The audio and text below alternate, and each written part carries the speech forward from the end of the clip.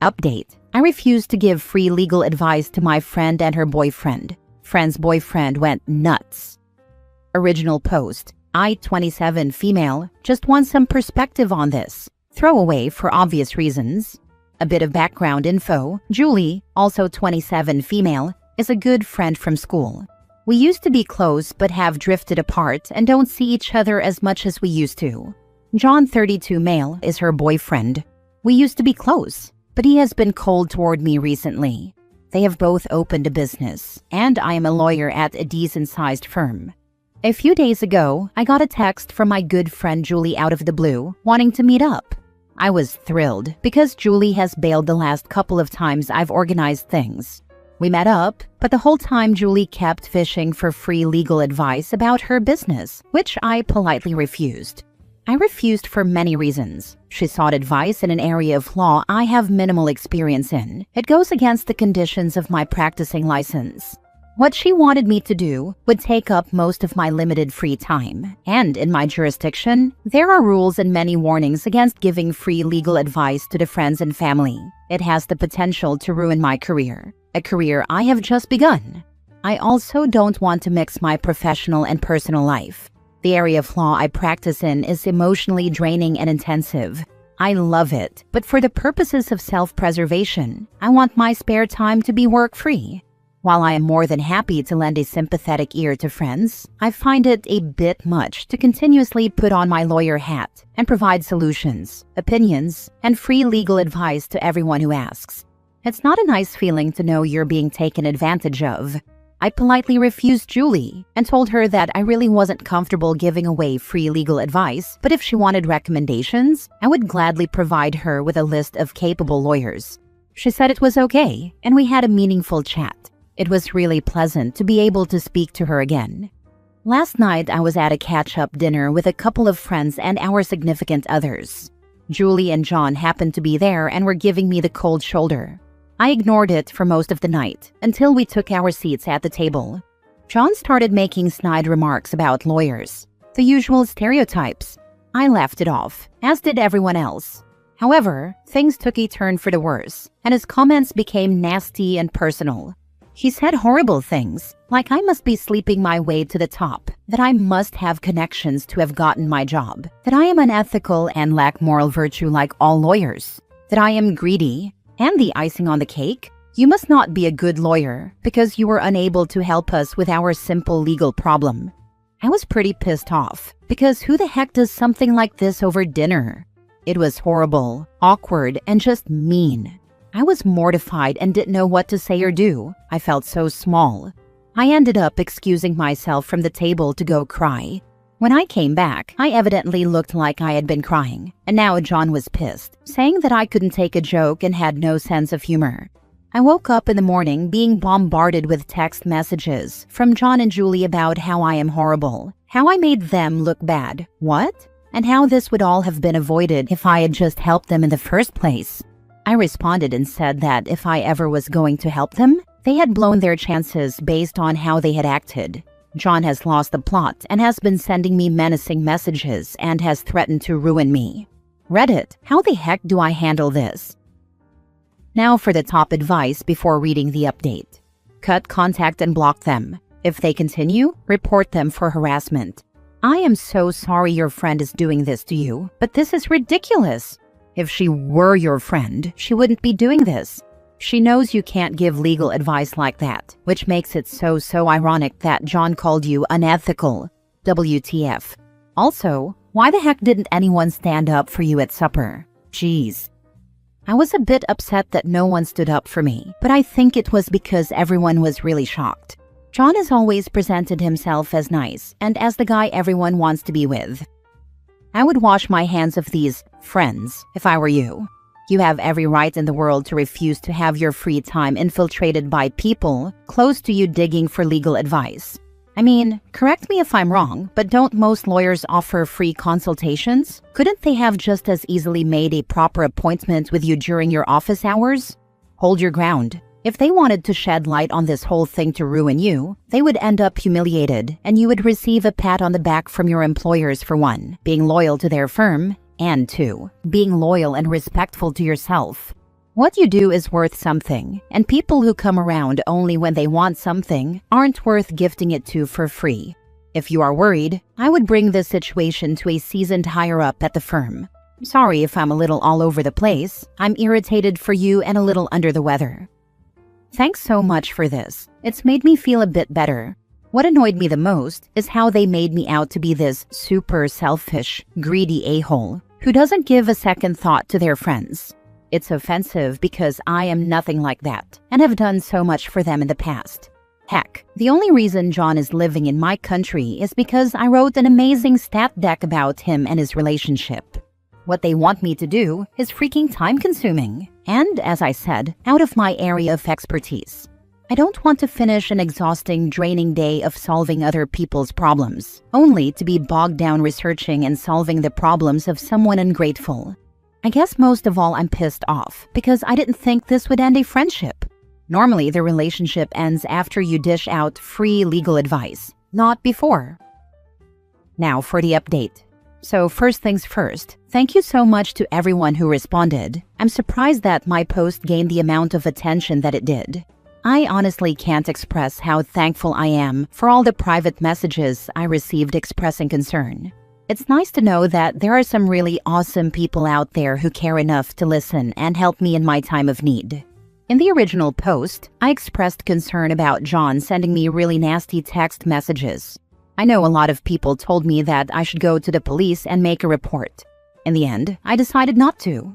Long story short, John is not a citizen of my country and is actually going to an interview in the coming weeks, along with Julie, to cement his status as a permanent resident of my country. Part of this process involves having a squeaky clean record and full and frank disclosure of criminal activity or antisocial behavior. Since I am a character reference that I provided in a non-legal capacity and wrote a really nice letter for John, this was before all the drama. It wouldn't look good for him. I have no interest in ruining both his and Julie's lives, no matter how terrible, rude, or mean they are, so I didn't want to make a report. However, I sent one text message to both John and Julie, stating that if he did not stop harassing me, I would have no choice but to go to the police and file a formal report. I have kept copies of these text messages if needed, blocked their numbers, and gone into a social media lockdown. Regarding my professional concerns, every Monday I have a standing appointment with my supervising solicitor to debrief about work and any problems that arise. As I mentioned in the original thread, I practice in family law and deal with a lot of at-risk and vulnerable kids, most of whom are victims of abuse, so the appointment goes beyond the realm of legal work. I discussed what happened with John and Julie and asked for her professional opinion. She was actually shocked by the whole situation. I had to show her the texts to prove it actually happened. She said there is no way in the world that John and Julie could get me into trouble because I didn't do anything wrong. She also said that because she knows how hard I work and how many hours I put in, coupled with my known distaste for corporate and commercial law, she has no qualms backing me up in the unlikely event that Julie and John try to cause professional drama. She advised me to call the Bar Association to preempt any problems, but they said I did the right thing, and that unless there is legitimate evidence proving I gave them advice or did anything wrong, I am in the clear. So it looks like I'm all good on that front. A very good friend of mine who was at the dinner where John exploded has been speaking to Julie and John and keeping me updated. My friend Jane told me that John wanted to make a formal complaint or start something. She wasn't sure of the exact details, but she shut him down and said that was in no way appropriate, acceptable, or ethical. She told him that neither she nor our circle of friends wanted anything to do with either him or Julie. Jane also listed the many times I have been there for them and how stupid they are being. After that, Jane decided she wanted nothing more to do with them. Jane told me that the reason no one intervened at the dinner party was because no one knew what to say. John has always presented himself as the nice guy and the perfect boyfriend, so his behavior was completely left field and out of character. People genuinely didn't know how to react. Julie has always spoken so highly of John, how perfect he is, how lucky she is, and how we all need to find our John. This situation brought a few odd things about him and their relationship into focus. No one's relationship is as perfect as John and Julie's appeared to be. Long story short, it made a lot of people reconsider how they viewed both of them.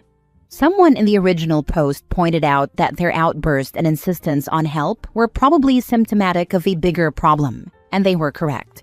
Around a year ago, Julie and John bought into a business. I don't know the specific details, but at the time, they approached me for legal advice, which I declined. I was in my final semester of law school, and they didn't want to pay a lawyer to draw up contracts or review documents. At that time, John was dismissive about paying for legal advice and said he was more than capable of handling it himself. Turns out he did a really terrible job.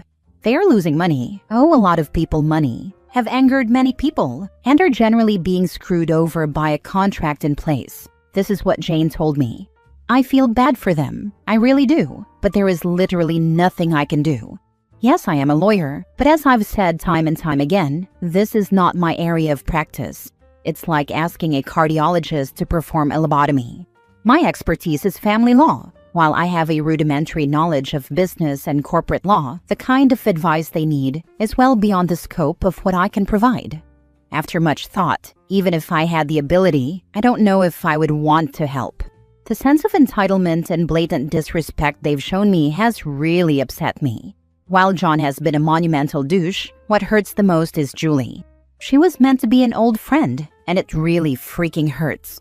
Imagine trying over and over again to meet up with a friend, only for them to continuously bail. Then, out of the blue, they finally meet up with you. But instead of exchanging pleasantries, I didn't even get a token "how are you going?" A pile of papers is thrust into your hands, followed by dozens of rapid-fire legal questions, demands to call people, requests to write carefully crafted letters on office stationery, and contracts to review.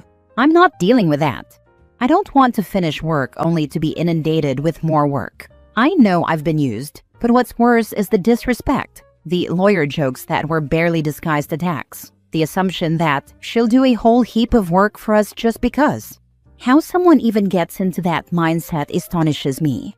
Julie hasn't bothered to speak to me, and I have no intention of speaking to her. Jane has said that Julie doesn't really show any remorse, and while she understands my reluctance to get involved, thinks I should be doing more. F her and F doing more. I've done so much for her and John. Written statements for his visa application, recommended customers to their store, helped them move house, provided a list of lawyers, and supported Julie when her grandfather passed away. More clearly means doing what they want. This has been a hard, harsh lesson, but the friend I thought I had was never really a friend. From the distance of the internet, I suggest rescinding your recommendation letter. Although you did it as part of your personal relationship, it carries more weight than a letter from a non-professional. The ethical promises and declarations you made upon becoming legally able to practice give your recommendation additional weight, and to maintain those standards, you should also rescind a declaration you can no longer honestly make. Do you really want this guy, whose bizarre, stalkerish, and potentially abusive behavior, assuming that's the uneasy feeling you're getting about their relationship, to become a legal citizen? He knows he has to behave while on a visa. Can you imagine how he'll behave once he's legal? Actions have consequences. Don't protect him from the consequences he is due. I wish I could, but unfortunately that time has passed. I wrote the letter over a year ago, when I was not a practicing solicitor and was still a law student. It is not linked to me professionally. It was done, as stated in the letter, in the context of a friend who had known the couple for an extended period of time. It was essentially a letter that spoke, in part, about John's character, who at the time I thought was a standout guy, and the legitimacy of John and Julie's relationship, which I still think is legitimate. There was no legal jargon involved. I wouldn't even know how to go about rescinding the letter because, as far as I am aware, the part of the process I was involved in has long passed. I predict that after the 2 years, or whatever it is, he needs to become permanent. He's going to dump your friend. I've seen this a few times, and his behavior throughout all of this seems very deceptive to me. Everything he does appears nice right now, except when things get bad, then he shows his true self. All of this is a big warning sign, a giant red flag. Unfortunately, I feel the same way too. They got together really quickly, and Julie got swept up in it all. All my friends felt that way at the beginning, But John wooed and charmed us all and didn't even begin the visa process until 2 years or so into the relationship, so we were all fine helping them out. Last story. My friends don't want to be around my husband anymore. How do I handle this? My husband, 38 male, and I, 32 female, have been together for 9 years and married for 5. Recently, my mother-in-law was in town, so I reached out to my best friend, 36 female, to make plans. I suggested a game night at my house since I love games and trivia, and thought it would be fun with a group. She said she was down to hang out, but it would just be her, not her husband, and she wouldn't invite any of her friends. When I asked why, she was honest. She said her friends and husband don't feel comfortable around my husband. At her Friendsgiving, my husband apparently talked badly about her friends to her husband, and after we left, several people commented on how uncomfortable he made them and that they felt bad for me. One thing she mentioned really stuck with me. At the party, I was basically asking my husband to play a game with me. He refused, which wasn't surprising to me because he never plays games with me and thinks they're immature. But she said the way it came across to others felt awkward, like he couldn't do one small thing to make me happy, and people were watching and felt uncomfortable. This was hard to hear because my husband is usually social and has a lot of friends. When we're around people who aren't his friends, he usually keeps to himself, so I didn't realize how it looked. My friend also said this isn't a one-time thing, and that she's noticed him talking over me or shutting me down over the years, but didn't want to interfere. At home, if I disagree with him, things can shut down fast, and it often feels like his way or the highway. We've been in couples counseling on and off, and we're back in it now. I'm also in individual therapy. I love my husband, and it hurts that people in my life don't want to be around him. I don't know how to bring this up without him getting defensive or asking me not to see my friend anymore.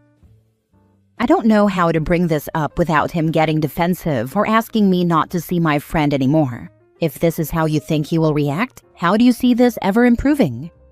Her interests are immature. He crap talks her friends. He talks over her or shuts her down. At home, he makes it feel like it's his way or the highway. If she brings up the issue, she expects him to get defensive or demand she isolate herself from her friends. This guy absolutely does not respect OP at all, and I really question whether he even likes her. Probably also why she described them not as her friends, but as her best friend's friends. Sounds like she has no one anymore besides that one friend. OP, I'm going to tell you what my therapist told me. If one person you're close with doesn't like your partner or spouse, they might just be a hater. That's fine. Some people just don't get along. But if 3 or more close people in your life don't like who you're in a relationship with and are telling you why, you should listen. That's the only advice I have. Falls under the rule, if you meet an a-hole first thing in the morning, well, bummer. If everyone you meet that day is an a-hole, you're the a-hole. Edit. Thank you all for the validating and thoughtful responses. I want to clarify that I do try to provide more detailed context when posting, but several of my longer attempts were flagged or removed, so I kept this version brief. I am in individual counseling, and when I brought this situation up in session today, without showing the post, my therapist independently agreed with many of the points raised here. We also discussed boundaries I plan to communicate in upcoming couples counseling. I still struggle with doubting my own judgment, even with outside validation, but I truly appreciate the support. I'll respond to some specific questions in the comments later tonight, hoping this edit keeps the post available. Also, since it's been locked and I can't comment back, the game night I planned at my house would have been without him. He has other plans. I specifically made sure of that and took the opportunity since he would be doing his own thing. Either way, she didn't feel comfortable inviting her friends or her husband in the event that he decided to stay home or his plans were canceled. My mother-in-law is great and very go with the flow. Our house also has a lot of space where she could stay in her own section if she wanted to,